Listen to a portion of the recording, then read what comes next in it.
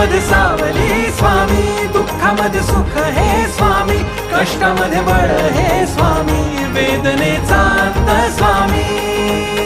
अनंत कोटी ब्रह्मांड नायक महाराजाधिराज योगीराज परब्रह्म श्री सच्चिदानंद भक्त प्रतिपालक अक्कलकोट निवासी श्री स्वामी समर्थ महाराज